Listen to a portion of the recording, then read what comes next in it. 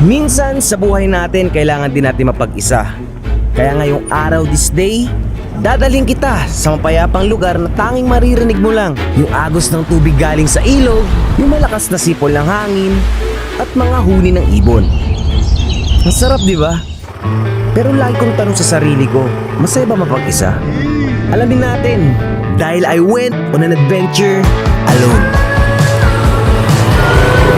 Ay po. Ah.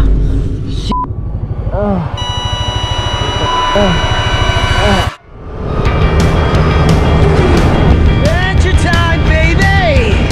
Magmula dito sa Western Samar, babiyahe ako papuntang northern part nito. Dahil sabi ng tito ko na taga dito, meron daw isang not so hidden waterfalls doon. Hindi niya raw ako masasamahan ngayon dahil meron daw siyang lakad. Kaya pinahiran niya lang sa akin itong motor. Madali lang naman daw ito makita dahil along the road lang naman daw to. Waterfalls along the road? Paano yun? Tawag daw nila dito Beriato Falls, na makikita raw malapit sa barangay Caglanipaw na border ng Western Samar. At yun lang yung sinabi sa akin ng tito ko na info. I-Google Maps ko na lang daw. Kaso ang problema, Ayaw pa rin gumana ng Google Maps. walang signal pare. Kaya aasan lang ako ngayon sa pagtatanong-tanong sa mga tao kung paano ba ako makakapunta doon. At sinimulan ko na. Kuya, magandang umaga. Saan po yung Caglanipaw? Ito lang, boundary na yun eh. Okay po, malayo pa po. Medyo. Sige po, maraming salamat po. Buti na lang naiintindihan nila ako dahil waray talaga ang salita dito sa Samar. Pero to be honest, kinakabahan pa rin talaga ako ngayon. Dahil nandun yung anxiety ko na pag may nangyari sa akin masama, sinong sasaklolo sa akin? Shit. Pero napapawi naman ito ng mga dinadaanan ko ng mga gandang tanawin. Tulad na itong isang nadaanan ko, kaya napastop over muna ako saglit. Boss, anong na to? Anong lugar to? Malupalo. Salamat. Pa-stop over lang ako dito ngayon kasi ang ganda ng view eh. Rock formation siya and susubukan ko ngayon paliparan ng drone dahil para mas makita natin ng closer dahil astig siya eh. Grabe, ang ganda niya pare. Hindi talaga mahal makakita ng magagandang lugar, no?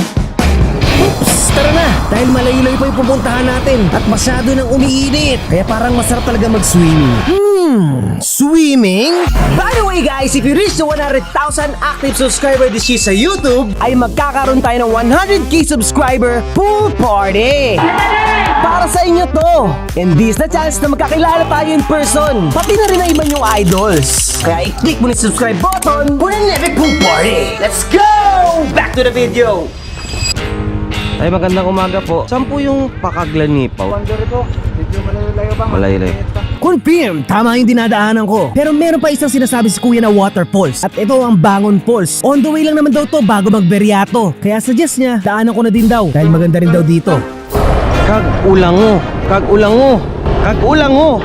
mo rin. Parang minumura naman ako ng barangay na to. By the way, highway.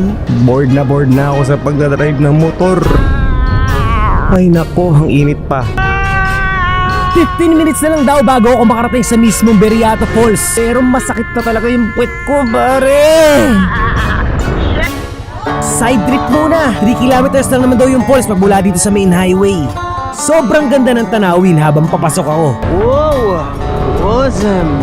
Pero nakaramdam din ako ng konting kaba dahil parang pawala na ng pawala yung mga bahay. Tapos wala pa akong kasabay. At dito na nga nangyari. Ang kanina ko pa iniiwasan nangyari. Ay, putang! Putang ina! Medyo kinakabahan talaga ako. Hindi ko alam kung kanino ko hihingi ng saklolo. Sugat sa siko, tuhod, at sako ang inabot ko. Mukhang na-sprain din ako. Sakit, putik. Semplang ako eh. Diyan ako dumulas. Diyan sa putikan na yan, piste. Maya-maya may dumating. Nakaready ako dahil di ko alam kung ano intensyon niya. Mabuti ba o masama? Hindi, silip lang sana kasi ako. Hindi ako magliligo. Pero okay naman. Messing ka na lang. May first aid naman din sa ano eh. Oo. Pero isang concerned citizen lang pala si kuya. Kuya, salamat sa pag-check. Ano pangalan mo, kuya? Vincent. Salamat kaya Vincent. Ingat. Lesson learned. Kasi kayo na palang dun sa harapan sinasabihan na kumuha ako ng tour guide. Mapata ng tour guide. Hindi na po. Bawal sir. Pero wala eh, makulit tayo. Tara na, silipin na natin yung falls. Bangon Fall. Look at this shit. Wow, ang ganda ng ating musika.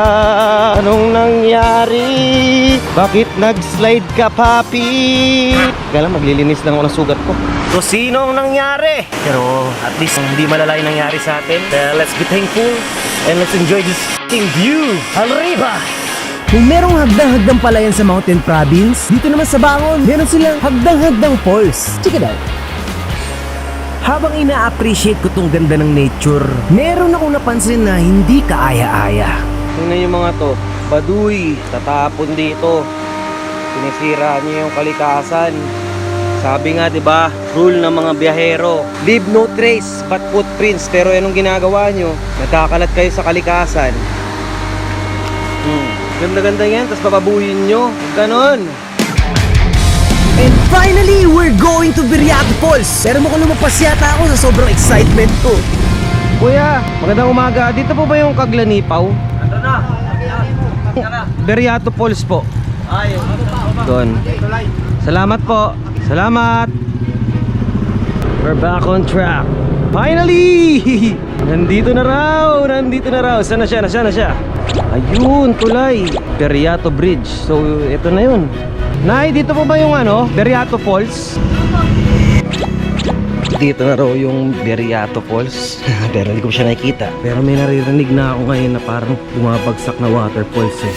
Oh, shish. Ayun na siya. Ayun na siya. Ganda po. You know, Sobrang na-amaze talaga ako nung makita ko to. Dahil sobrang ganda niya talaga up close. At imagine, along the road lang, amazing. Pero mukhang nakabuntot yata talaga sa akin yung malas ngayong araw.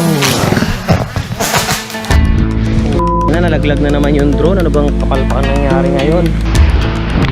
Wala akong ka-idea ako sa mababagsak yung drone dahil nakatingin lang ako sa monitor ng remote habang nagpapalipad nito. Paano na to? I have a great idea para mahanap to. Pwede niyo ba ako tulungan hanapin kung saan bumagsak yung drone? Let's play a game. Ang unang makasagot ng tama sa comment section ay mananalo ng 100 pesos GCash galing sa akin. Dalawa ang pwedeng manalo. Isa dito sa YouTube at isa sa Facebook pag-upload ko sa page natin. A. Kakahuyan. B. Tubigan. Ano? G ka na? Game! Ang tamang sagot ay sa Kakahuyan. Dahil tinulungan ako makuha to doon nung mga nakasabay ko rin maligo dito. Salamat, Tol. Salamat. Ang pangalan mo, Tol? Julwin. Win-win. Puti na trip pa. Setting yan. Bakit ba ako minamalas ngayong araw sa crush? Tama na. Swimming na lang tayo. Just come thinking while you're here up in clouds, 'cause there ain't nobody else than you. Medyo malalim na dun. Ayoko na lumapit pa dahil ayoko pa ba parang may jinx ako ngayong araw na to. There ain't nobody else than you. Ano pangalan mo, Tol? Romney Carmiento. Ikaw ba yung artista? Ikaw, Tol. Win-win, no? Madalas kayo dito lagi, Tol. May namin naligo dito. Tatay lang kami. Malapit lang.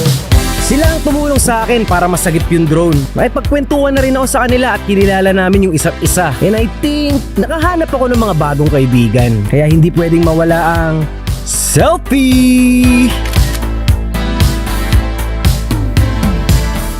Masaya ba mapag-isa? Para sa akin, oo. Kasi you have the power of freedom na magawa lahat ng naisip mo sa buhay. Pero natutunan ko ngayong araw na no man is an island. Dahil kailangan pa rin natin ng masasandalan, malalapitan, at higit sa lahat ay ang mga taong handa kang tulungan sa oras na ikaw nangangailangan. 2 is better than 1.